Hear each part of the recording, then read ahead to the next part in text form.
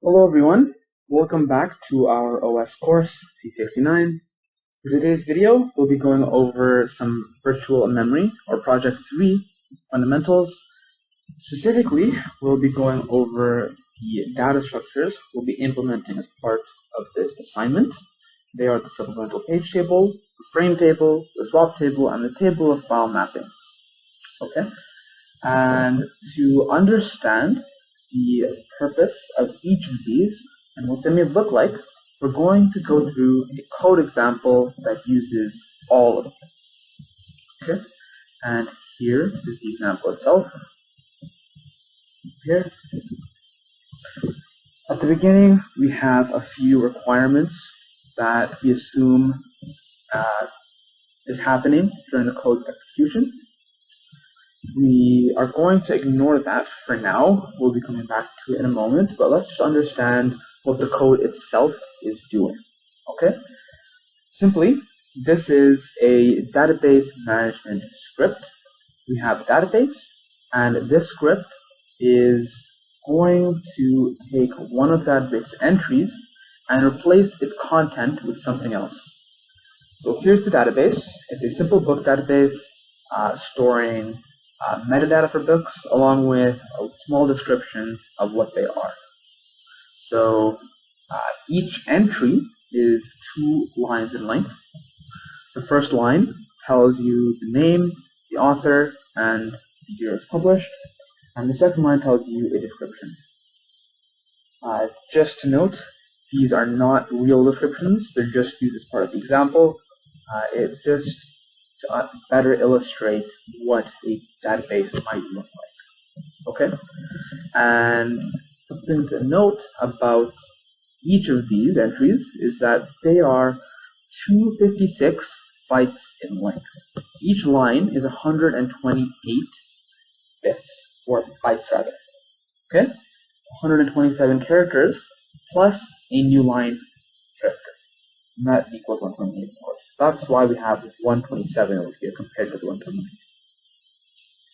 And this program is, in particular, it looks for one entry with a metadata that matches this string. Okay? It's a 128 buffer as well. And if it matches the entry's title, it'll replace its content by what's stored inside of this buffer. Okay? And this is also 128 bytes. Okay? And this matches up with the 128 byte line rule for our database. Okay. So how does it actually do it? Well, the algorithm in general is a simple linear search. We're going to loop through each entry, right? First this entry, and that entry, and that one, until we find a match for our index. When we have a match, we're going to take the entry's second line and replace it with the content. Okay? So now we understand what this program is trying to do. So now back to these constraints or environment, I suppose. So in PintOS, whenever we run a program, you might have noticed that during the start of the program's output, we have some output saying booting up with X amount of data. Well, that's 4 megabytes. In this case, we are severely limiting the amount of memory we have to 1 kilobyte so that we can actually see what all these data structures do. When we have lots of memory, these data structures may sometimes just go to waste. Okay? So when we lessen the total amount of memory, we also lessen the page size itself. So in this example, we're saying our page size is going to be 128 bytes in length. In PintOS, this is actually 4 kilobytes. Okay? So then, with this page size and available memory, that means we actually have 8 pages of memory to work with. And we also maintain the divide between kernel and user pools. Okay? PintOS we say 3 megabytes goes to the user pool and 1 goes to the kernel. In this case, we're maintaining that 3-to-1 split, except we're following that same very limited amount of memory, 768 bytes for the user pool and 256 for the kernel, 6 and 2 pages respectively. Okay? And in addition to these memory restraints, we're also assuming that this program, this one in particular, is the only user program that's going to run throughout its execution. All right? Now, this is just for simplicity's sake.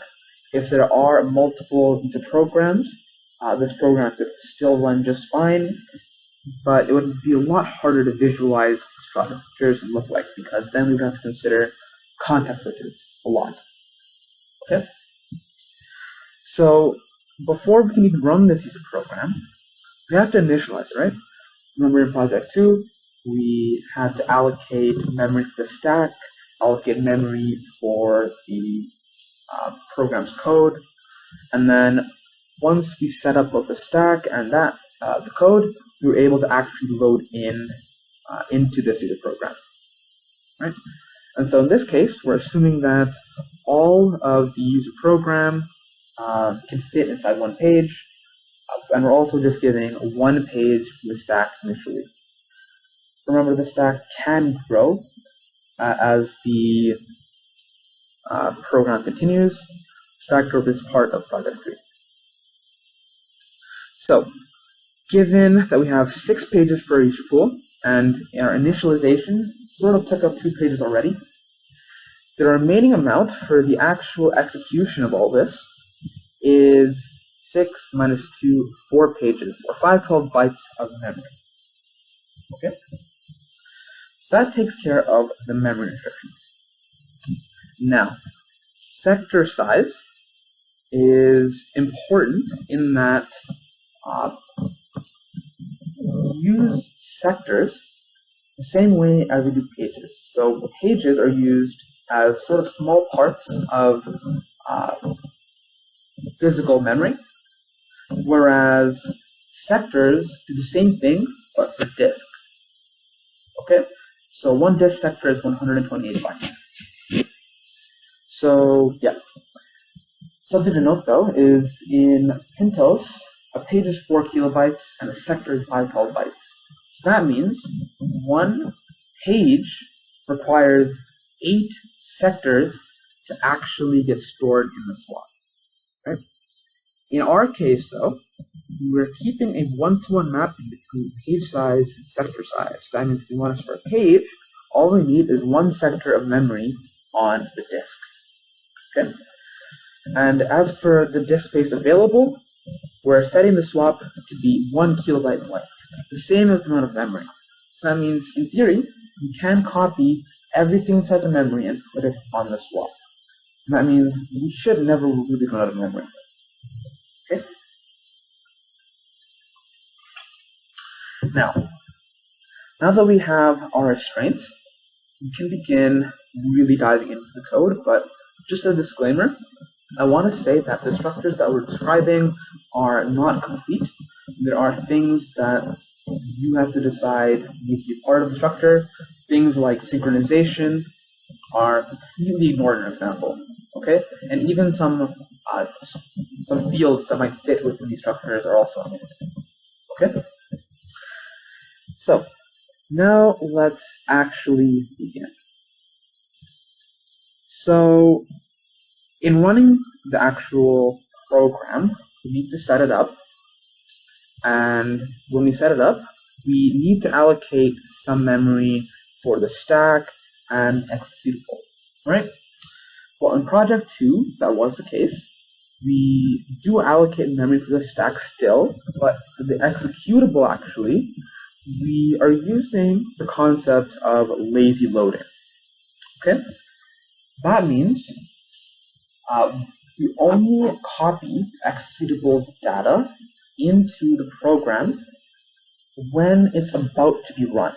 We don't do it until then. So that means in load segment, we don't actually copy the file's data. All we do is set up a page directory so that when the data is inside the program, the page directory can still be used. Okay? So, let's draw out exactly what our data looks like. 6-letter stack. And it still looks the same. Okay? We do pull the stack downward. We start off with our arguments.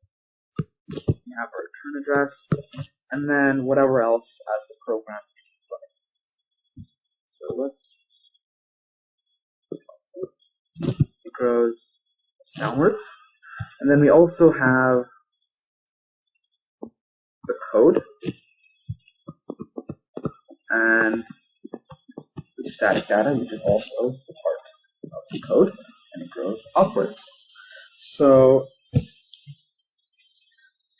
the stack is already allocated, at least the memory for it, right? The code isn't until right before executing. Okay? So let's just draw out what our memory looks like. Okay?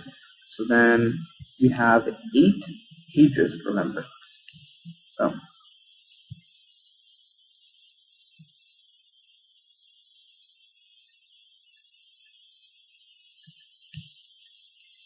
remember, 2 of these pages are reserved for the kernel,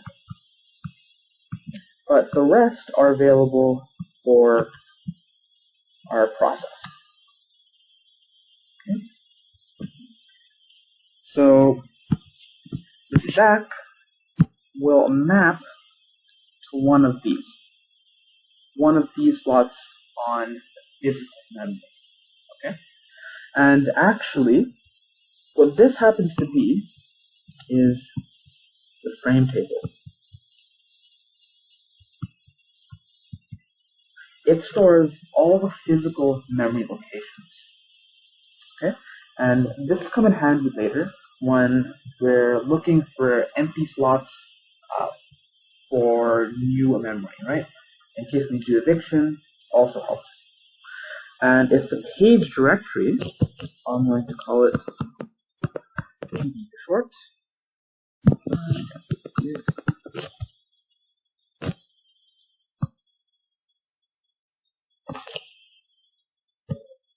That maps to this frame table. Okay? Remember, we use the page directory to convert user addresses to physical addresses, right? The frame table is all physical addresses, whereas the page directory stores user addresses. So we allocate for our stack a page directory entry, right?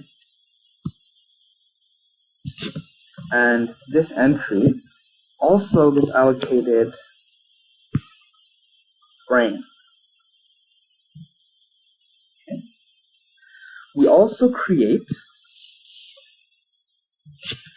an entry for our code, but we do not allocate a frame for it just yet. Only when we're right about to execute it. Okay? Now, what we do instead, also we create a supplemental page table entry. So you might ask, why do we need the supplemental page table? Well, when it comes time to load in the code's data into the memory, we need some way to tell where to get the data. Okay? And maybe a specific location in the file system is what we need. Right? So let's just draw that out. So I'm going to call it subtable for short. So even before we write out where to find the data, we need some way to tell what these page table entries actually mean, right? And we do that by storing a user address as part of an entry, right? So that means when we look up the user address in our page directory, right? We find out that it doesn't have a corresponding physical frame. We need to then use our user address to look it up on the subtable to find out where the data actually is. Okay? And where it is defined, in this case, by a file, right? But not just a file, because you need to know what part of the file we need to copy, right? Because there could be cases where code is bigger than one page, right? And in that case, we're going to have multiple supplemental page table entries because the code is going to span more than one page, we need more than one entry, and then we need an offset in the file to tell us where in the file this page, this code actually is. Okay?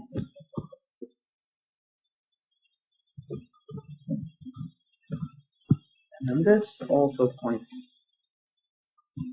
to that entry. Okay. And something to note, maybe, how do we even know whether there's a physical frame or not? There's something in PintOS already implemented for you. When we convert our user address into a physical address, we're eventually going to get a page table entry with a physical address, and beside it is going to be a whole bunch of bits that tells us some information about the page itself.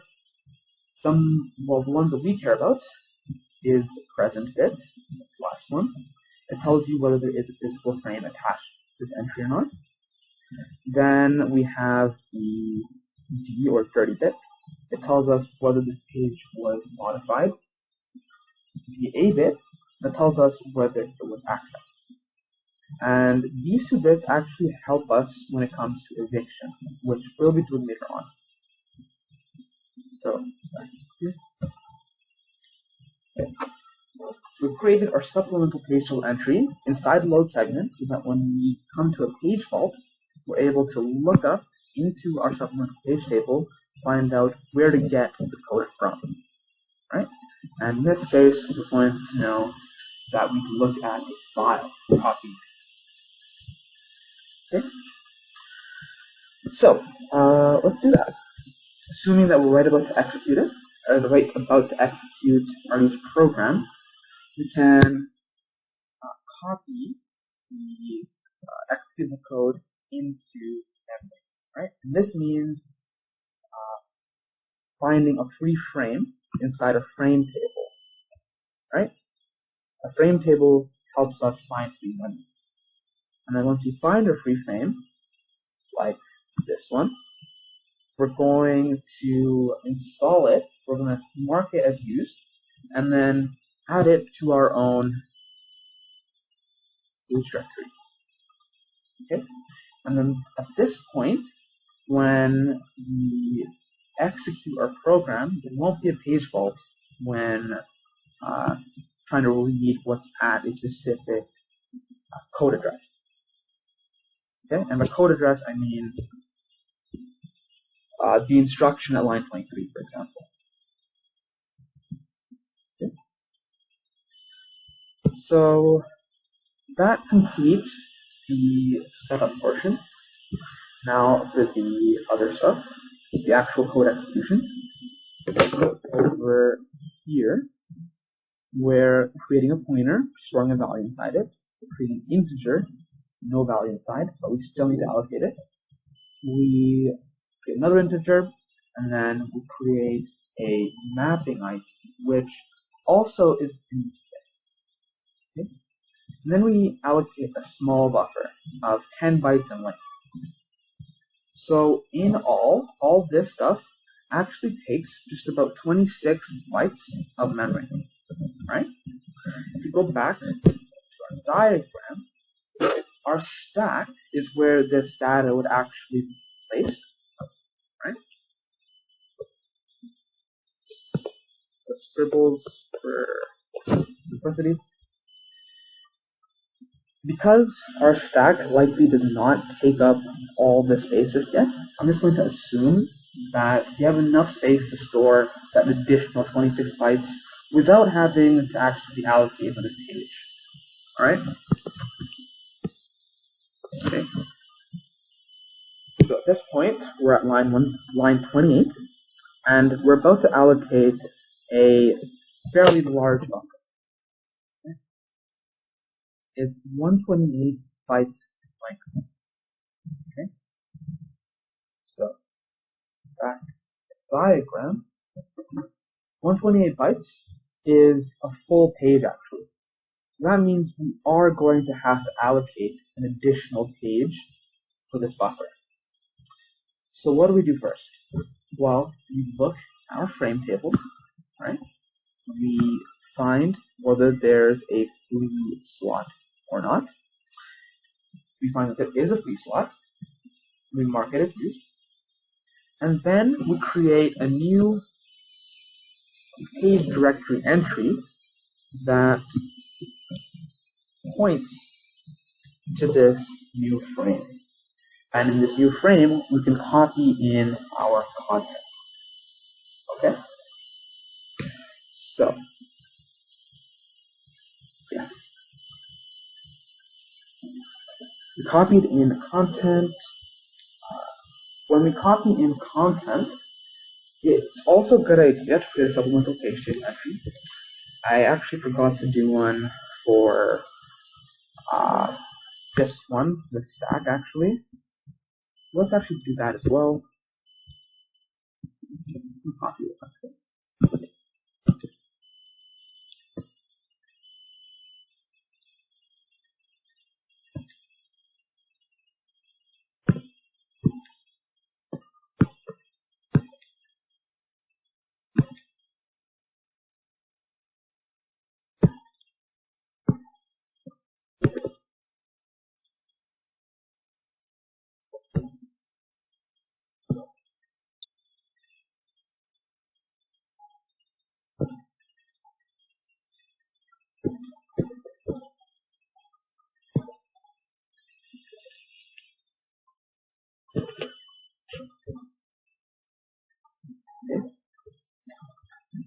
Just to note, these arrows don't necessarily mean that we need a pointer.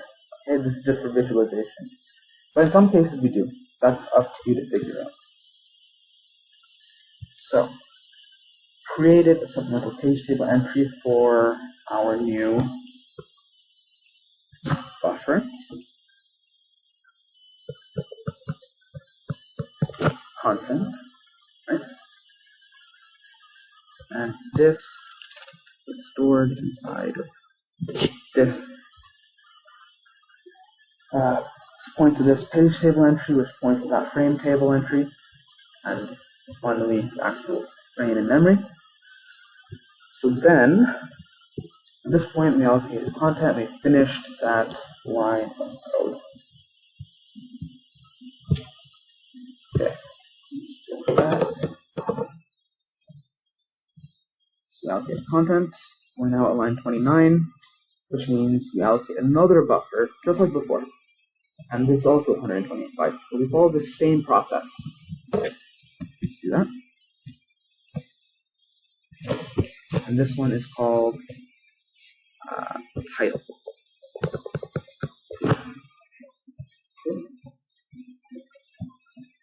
Of course, we need to look for a frame entry first. We find that this one is available. I'm going to mark it as ours. And then our page directory points to that frame. We also should create an additional supplemental page table entry for it.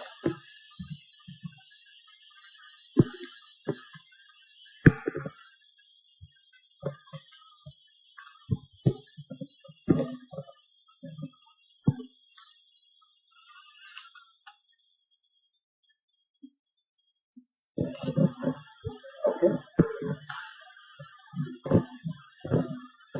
Alright, now let's go back.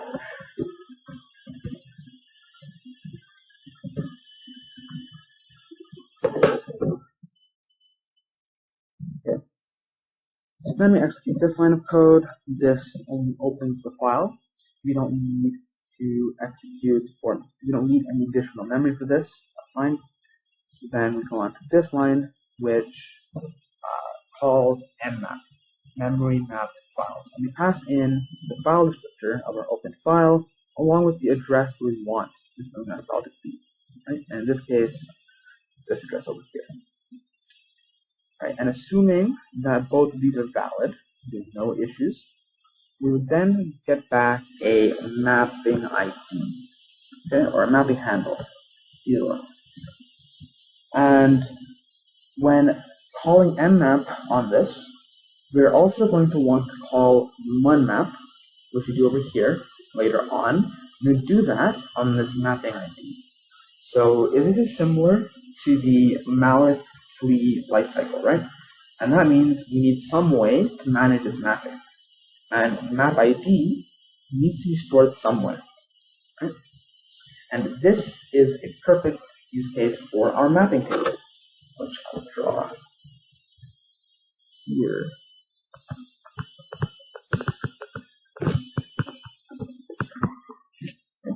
So what might we want to store? Well, the ID itself, so that we could look through the table later on.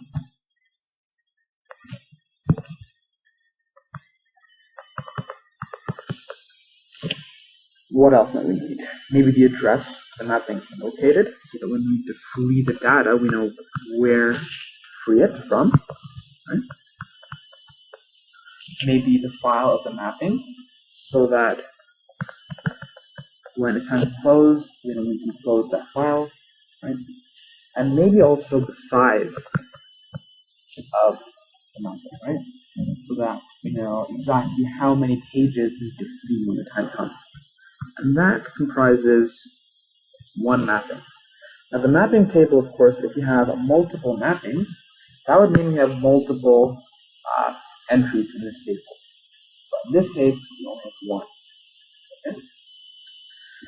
But when we call mmap, it's similar to the process of loading our executable.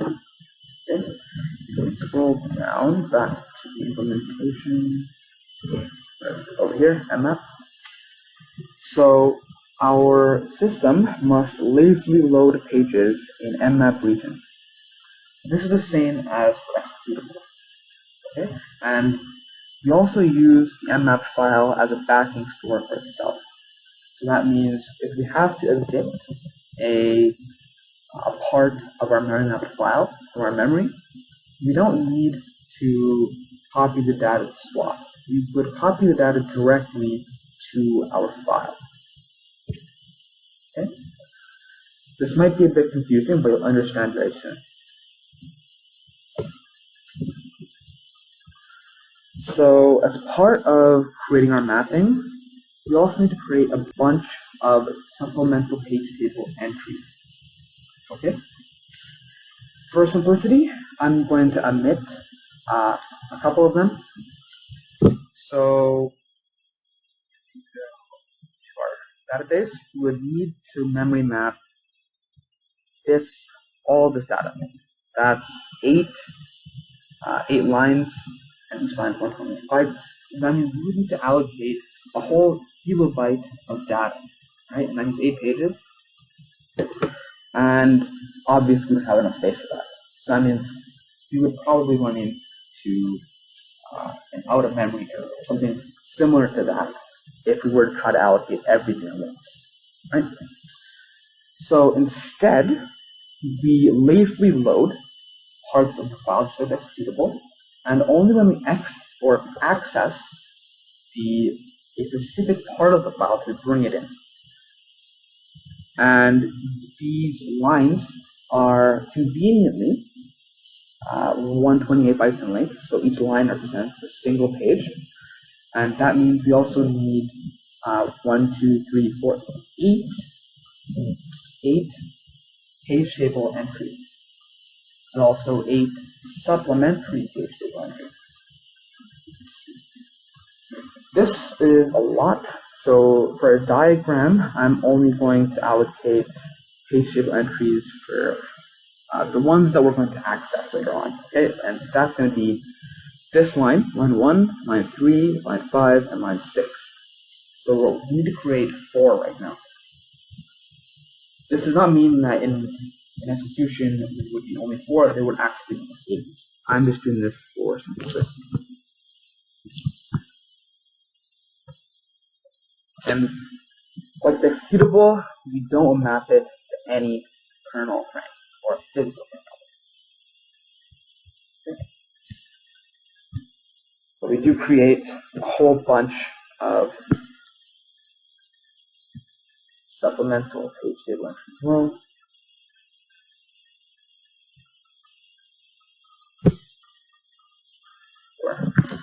I'm going to omit the arrows for now. Instead, I'm just going to use numbers.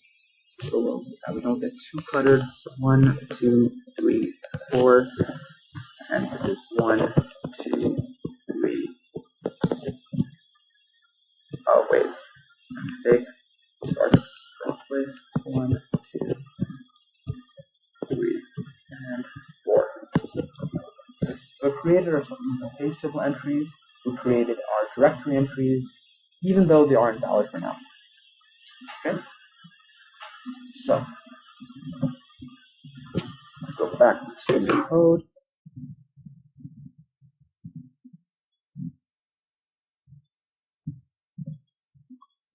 We're now at this line. We're in a loop. This function, memcmp, or memory compare, is similar to what you mentioned before in string comparison. We give an address of one buffer and the address of another. If they're the same, it'll return 0. If not, it will return a non-zero number. And we're telling it to compare the first 127 bytes. Remember, the last byte is a new line character, so we don't need to compare that. So what we're telling it to do essentially here is take what's in the book title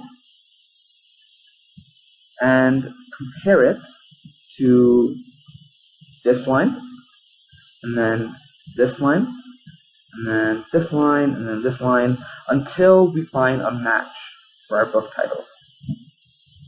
And what actually happens if we were to execute it is we would try to look at this line and then this line. We would see that they don't match, and then under this line, code complete, matches what we're looking for, and then the loop would terminate. So let's see what this means in memory. So we try to find the first page of our memory mapped file and see what's inside. So we try to reference, we'll dereference the pointer, and when we do that, we would come to page fault.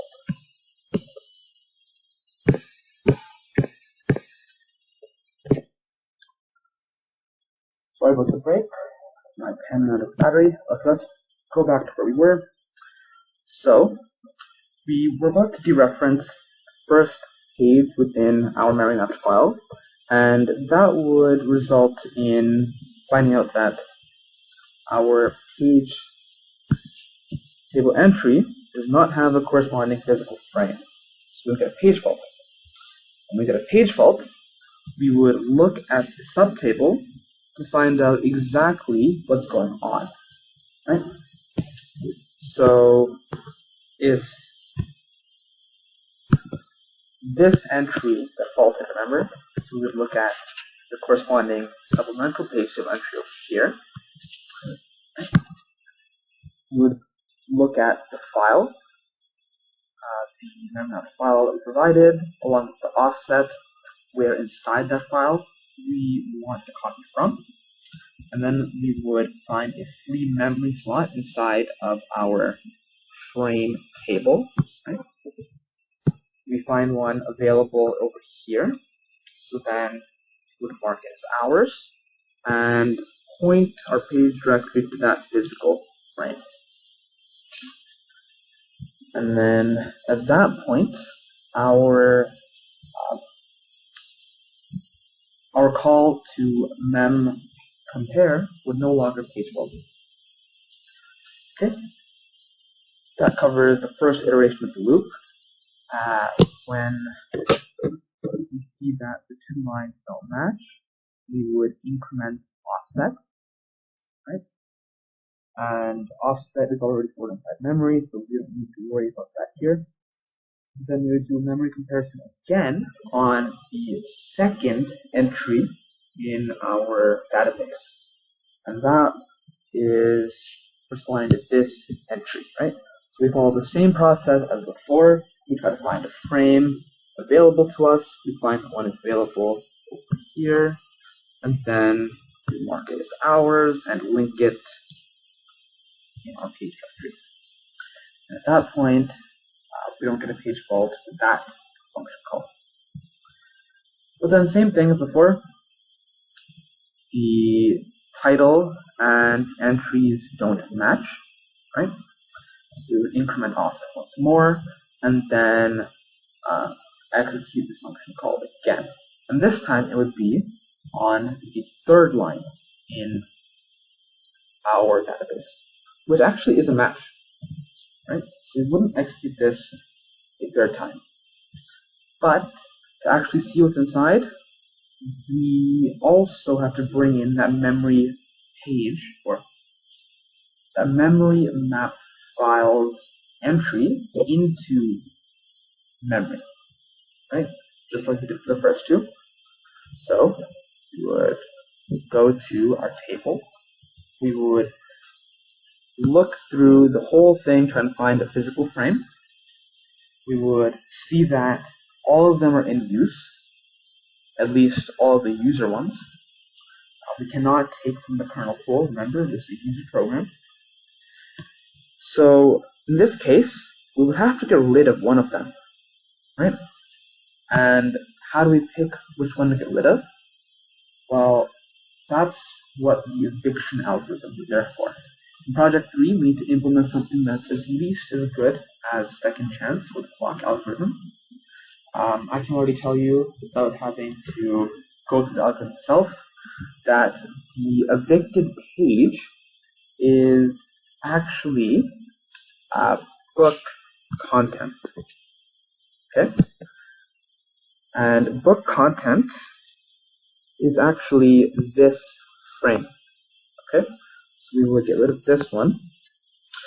But then, when we get rid of it, when we look through the frame table for space, all we're looking at are physical addresses, right? We need to mark on the supplemental page table where to get the data back for content when the time comes. How do we do that? Well, maybe there's something we're missing, right? Maybe we need some sort of a link between the frame table and the supplemental page table, right? So let's just make that link right now. Okay, so content, which is this page of entry, did have a supplemental page table entry. Let's assume that there was a link. There's a way to go from frame table to supplemental page table entry. Okay? When we get rid of the data from memory, we need to put it somewhere. And where is that? Well, that's what the swap table in the swap is there for. So let's draw that out.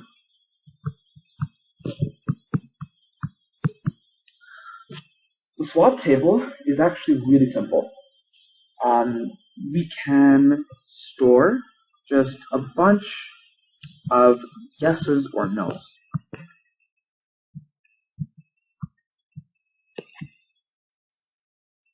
Okay? And what do I mean by that? Okay, well first, the swap is going to be 1 kilobyte in length. So 1 kilobyte is your backup storage, which is 8 pages or 8 slots. Right? So we can store up to 8 pages inside our swap. So that's why I have 8 entries over here. Well, they're not really entries. They're just telling me whether or not a swap slot is taken up. Okay? So when I need to evict a frame and it doesn't have a file to back up to, I'm going to back it up to the swap. And I need to look through the swap one by one until I find an empty slot. When I find an empty slot, like this one, I'm going to mark it as used. Now, by marking that as used, I'm not telling the swap what's actually inside the table yet. Well, what's actually inside of the slot. Instead, I'm going to mark on the supplemental page table, like here, a slot number. So that when I page fault at that user address for content, I would still look at my supplemental page table, and I would see that there's a swap number in use. And that tells me that I can find my data on the swap at this specific swap slot. Okay? And then after I take the swap slot, I would copy the data from memory into the swap, and then I would get rid of this. Okay? But once I get rid of the link, this frame is there as if nothing had used it before. And I can link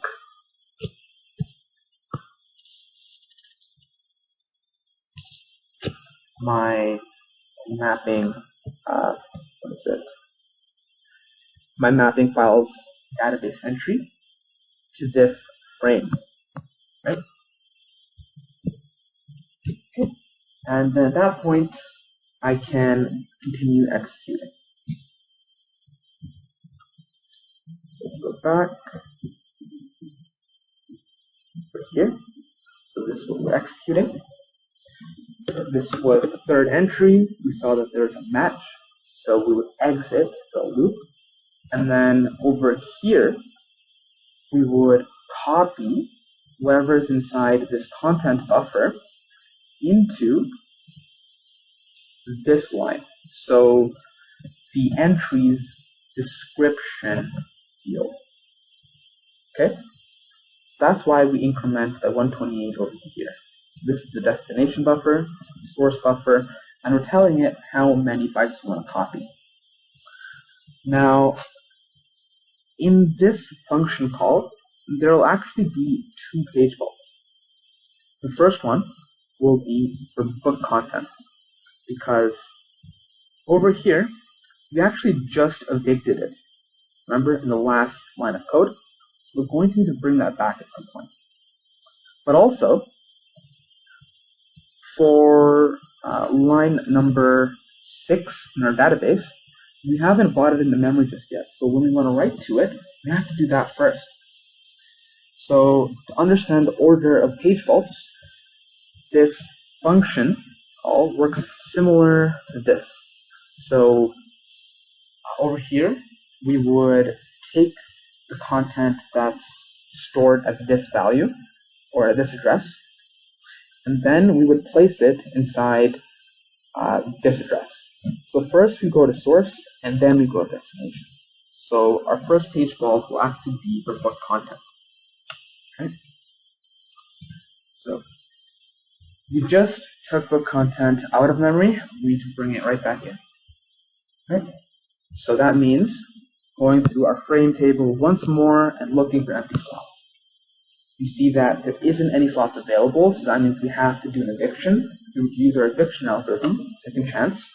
And to save some time, I'm going to tell you which one it is. And the one that we would evict is actually title, okay? Which corresponds to this frame over here. I'm just going to mark this temporarily. Okay. So I'm going to exit. Of course, for this one, we need a link from this frame table entry to corresponding subtable entry, right? So that we can mark it as missing and move it to the swap, right? So again, I'm going to use my star. I find that my supplemental page table entry is stored over here. Okay.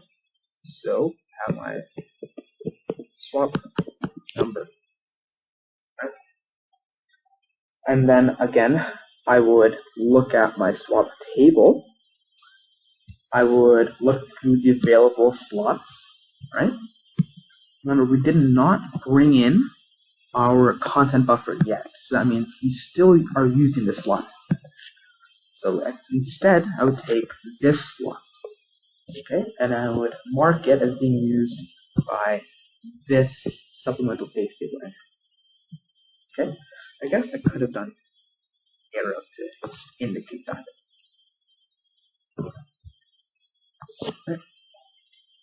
Okay. So at this point, I remove star, and then I would get rid of my mark it as free. And then I would bring in my content buffer back into memory. And if I look at my supplemental page table, I would see that it's stored inside the swap. I would see exactly where it's inside by using my swap number.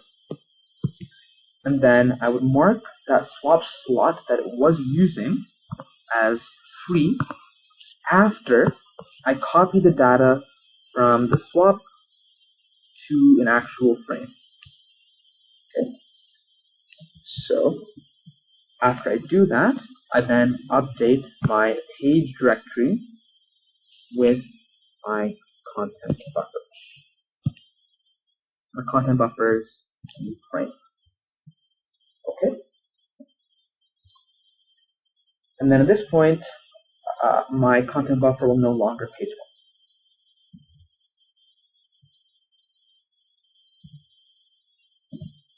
fault. Okay. So that's the first page fault in this function call. The second one is in writing to my memory mapped file. Copy in this line. Okay.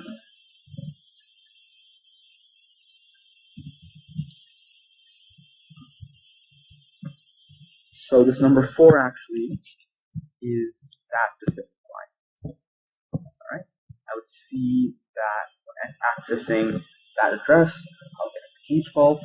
So then I would look into my supplemental page table over here, find that this file is a memory mapped file, or just a file in general.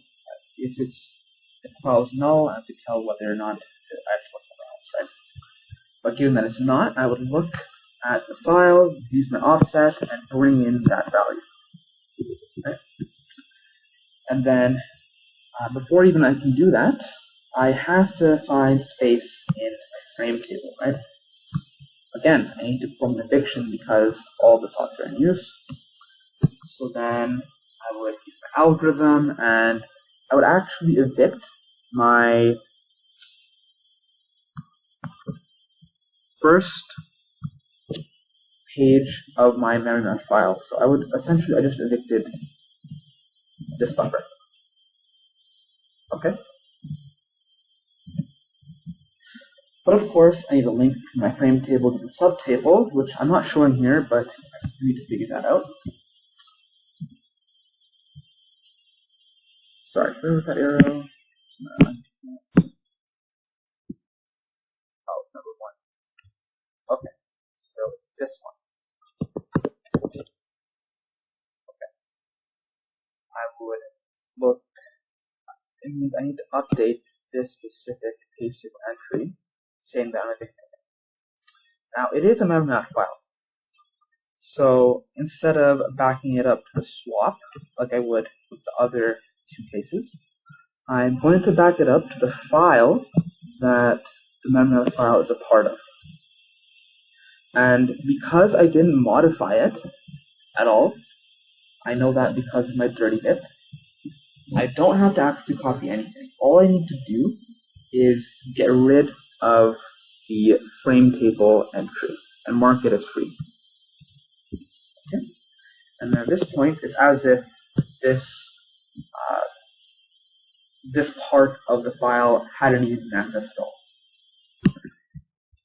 So I have my free entry once again, and I was trying to get a slot for number 4. which is my content buffer, or not my content buffer, but where I want to copy the data to. Once I have that, I'm no longer going to get a page fault. So I'm able to fully execute the instruction.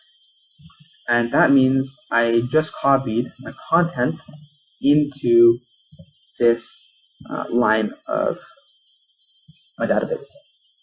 Of course, if I were to open the file in Windows Explorer, for example, or whatever Explorer program I have, I would not see the update just yet. I have not written my mapped file back into the disk. It's only in memory, right? That actually happens during my call to munmap. Okay, so that's the next function call. I call munmap with my mapping ID. And munmap, it would go through my mapping table. It would look through all the entries and try to match the mapping ID to one that's provided. Right? I find that my mapping is over here. I know which user address my mapping is located at. I know the file where it needs to be saved to, and I also know how much data I need to get rid of from memory and also copy to disk. But I don't have to copy everything to disk, remember. Only if I made a change, right? So I would go through my mapping using the address, and because everything is sequential, I can go through my supplemental page table and actually get rid of the entries. So all of these I can get rid of, at least after I've copied it to disk. Right? Remember, 1, 2, and 3, they have no changes. So I don't need to copy anything. But number 4, I made a change. So after I copy it back to the disk, I can safely get rid of these entries. And when I get rid of those entries, I can also get rid of my frame table entries if they were being occupied. So number 4 is taking a slot. Number 3 is taking a slot. And number 2 is taking a slot. Right? And once I get rid of those, I can also clear my page directory. Right? And it's as if I've never called mapping at all. Let's get rid of this. Alright, and after this function call, all I'm doing is returning 0, which means I'm ending my program. And that means clearing all the structures that I were using. So the frames I were using, for example, I need to get rid of that. But before I do that, maybe it's best to check my swap. Right? I see I have one entry in my subtable still having a swap slot occupied. Right? If this data needs to be written back to the file, I'm going to have to first copy the data from the swap into memory and then save it to a file. But since we're not doing that in this case, all I have to do is clear that swap slot. And then at that point, I can free my entire page directory and all of the data associated.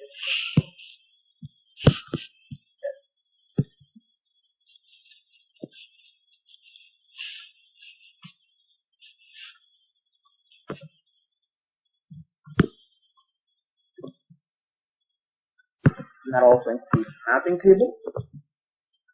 Swap table and the frame table, on the other hand, these are best suited to be global structures. Right?